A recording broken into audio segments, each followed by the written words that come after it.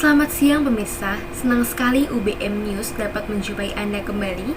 Telah kami siapkan berita yang aktual dan terpercaya. Dengan saya Angela, berikut berita selengkapnya.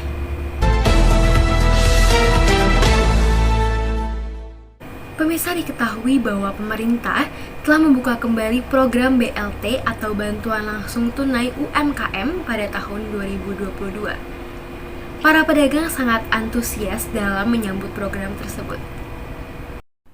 Pemirsa, dikutip dari depokpikiranrakyat.com, diketahui bahwa pemerintah akan segera membuka program BLT atau Bantuan Langsung Tunai tahun 2022 kepada UMKM, yang rencananya akan dicairkan pada bulan Juni ini sejumlah Rp600.000. Tapi sampai saat ini pemerintah belum juga memberikan kepastian kapan BLT 2022 akan dicairkan. Sebelumnya pemerintah juga menargetkan bahwa BLT atau bantuan langsung tunai tersebut akan dibagikan untuk 12 juta penerima.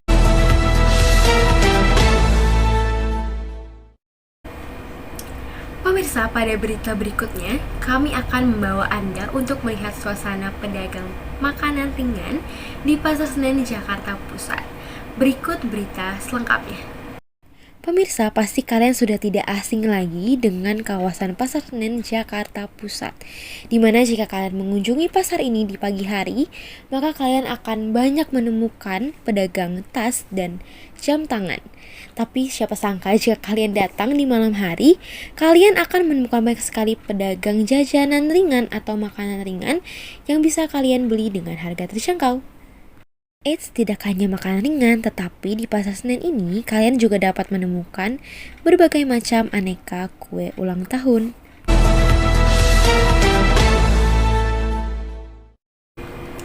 Pemirsa, pada saat ini kami sudah terhubung dengan rekan kami yang sedang berada di Pademangan, Jakarta Utara. Silakan rekan saya, Angela. Baik, terima kasih Angela. Sekarang saya sedang berada di kawasan Pademangan, Jakarta Utara. Dan saya kali ini akan mengajak Anda untuk berbincang dengan penjual sempol di daerah Pademangan.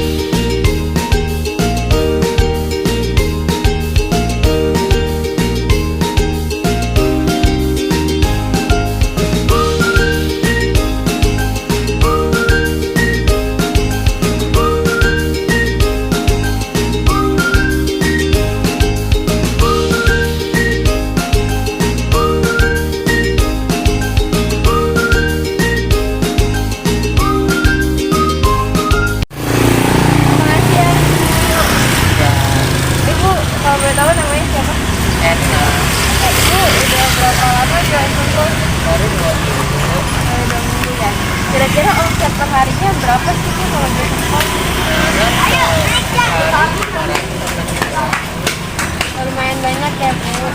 Kalau misalnya untuk yang beli biasa, yang beli kebanyakan anak kecil atau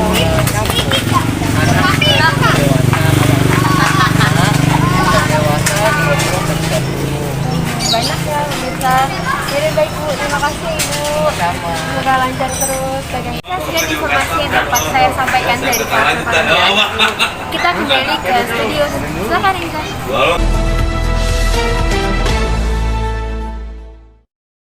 Pemirsa, dikutip dari YouTube Kompas TV, diketahui bahwa pemerintah membagikan beras sejumlah 1 kg kepada masyarakat di kawasan Kemayoran, Jakarta Pusat, di mana pembagiannya diadakan di Wisma TNI terdekat di Kemayoran. Pengambilan pun sangat mudah, masyarakat hanya perlu menempelkan kartu yang diberikan di mesin ATM yang nantinya akan mengeluarkan beras sebanyak 1 kg. Dan untuk masyarakat yang akan menerima beras, dihimbau untuk membawa kartu pengenal diri atau KTP yang nantinya akan ditukarkan dengan kartu untuk mengambil beras.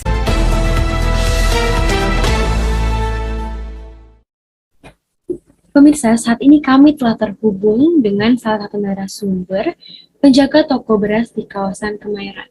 Ya, silakan.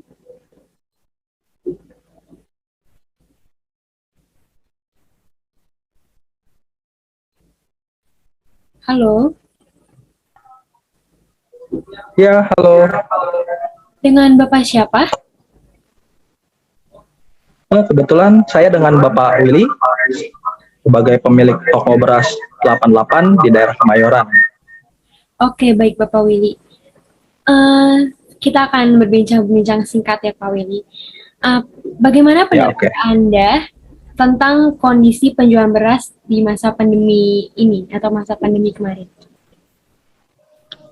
Untuk sejauh ini selama masa pandemi kita memang ketika menjual beras tetap normal ya, tetap pada penjualan biasa. Cuman mungkin untuk banyaknya itu yang lebih agak berkurang karena kondisinya itu ya orang-orang banyak di rumah dan mereka jarang gitu buat keluar-keluar buat untuk membeli. Jadi mereka benar-benar stok itu hanya untuk seperlunya saja, nggak yang kayak biasanya gitu.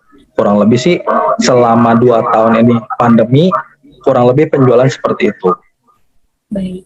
Kalau misalnya dikisarkan, eh, perbedaan jumlah dari sebelum masa pandemi dengan masa pandemi bagaimana?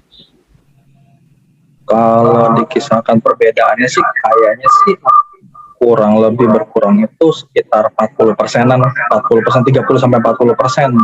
Jadi emang kondisinya lumayan berkurang tapi nggak terlalu signifikan karena kan kondisi beras itu kan memang kebutuhan pokok ya. Jadi memang tetap dibutuhkan oleh para masyarakat gitu meskipun kondisinya sedang pandemi. Tapi untuk mengalami penurunan ya itu pasti. Baik. Bagaimana kondisi harga beras selama pandemi berlangsung atau masa pandemi kemarin, Pak?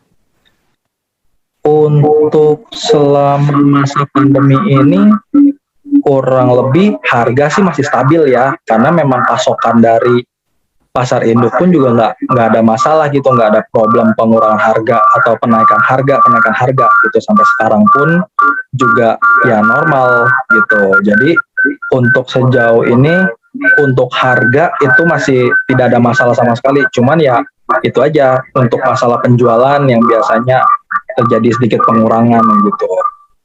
Untuk harga masih stabil untuk sejauh ini. Oke, baik, Pak. Untuk perkembangan beras pada masa kini menjelang menjelang endemi, bagaimana pendapat Bapak Willy? Untuk menjelang endemi sih saya harap sih ada perubahan ya untuk biar kembali lagi seperti semula. Karena selama pandemi ini udah menuju akhir itu kurang lebih sudah meningkat kurang lebih udah 80% sampai 90% untuk penjualannya. Dan semoga di masa endemi ini ya bisa kembali lagi normal, bisa sepenuhnya lagi terjual seperti biasa, seperti pada masa awal sebelum adanya pandemi gitu ya. Dengan harga yang kita harapkan juga masih normal, gitu, tidak ada perubahan sama sekali. Mungkin kenaikan ada, tapi nggak terlalu besar gitu untuk kenaikannya sehingga nggak memberatkan masyarakat juga gitu.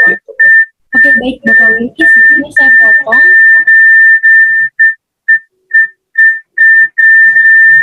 Ya, Sepertinya audio dari Bapak Willy sedikit terganggu, mungkin bisa diperbaiki dulu. Kita akan berbincang setelah pesan-pesan berikutnya.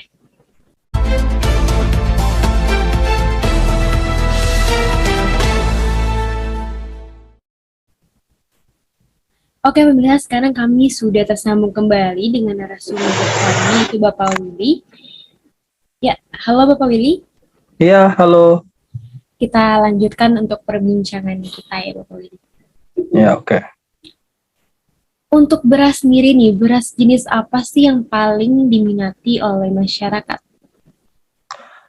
Kalau untuk berasnya sendiri tergantung selera masing-masing ya. Soalnya kadang kan ada yang suka yang agak pulen, yang sedang. Nah, tapi kalau biasa kita rata-rata ya untuk masyarakat ini tuh biasanya kita selalu tawarkan yang jenisnya Saigon, karena itu yang memang cocok gitu, lumayan lebih cocok untuk masyarakat sekarang, nggak terlalu keras dan juga nggak terlalu lembek, jadi itu pas gitu ketika makannya. Seperti itu biasa sih Saigon. Terus ada juga yang pandan wangi yang memang kondisinya untuk dia lebih lunak, lebih enak gitu buat makannya dan juga lebih wangi itu biasanya. Dan harga ya bersaing juga seperti itu. Oke, baik, Bro Yeli. Kita ke pertanyaan selanjutnya. Diketahui ya bahwa sekarang ada isu terkait beras plastik ya. Ya. Apakah itu juga mempengaruhi penjualan?